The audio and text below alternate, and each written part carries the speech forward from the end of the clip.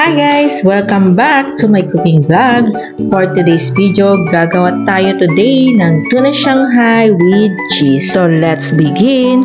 So ang una natin gagawin, itidrain lang natin ang tuna at itatransfer natin ito sa isang mixing bowl. At pagkatapos, ilagay na natin ang sibuyas, carrots, green onions, itlog, at timpla na natin ng asin at paminta. Maglagay tayo ng cornstarch at kung gusto nyo namang maglagay ng breadcrumbs ay pwede. Ilagay na natin ang cheese, mozzarella cheese ang ginamit ko dyan.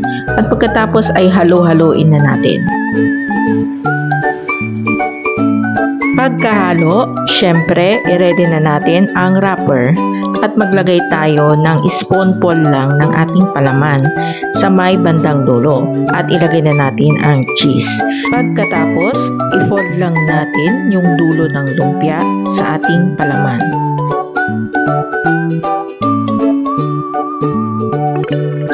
Pagkatapos, basahin lang natin yung ating lumpia wrapper at i-rolyo ulit natin ito. Ganyan lamang po ang pagbabalot ng ating Shanghai.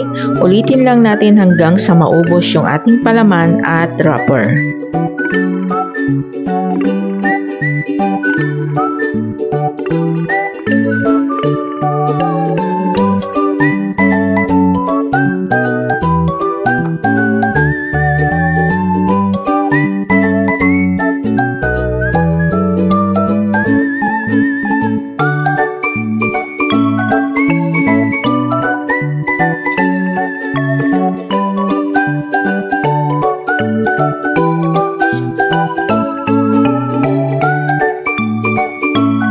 Next, iprito lang natin ito ng 5 minuto hanggang sa mag-golden brown na siya. Pagkaluto ng ating lumpia, hanguin natin ito at ilagay natin ito sa isang lagayan.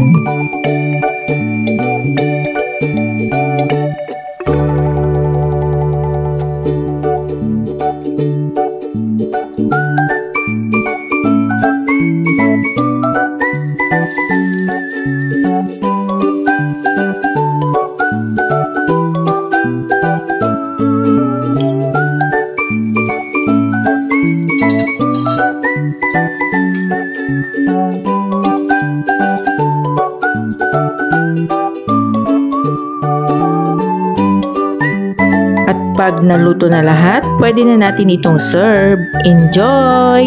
Maraming salamat po. Bye-bye!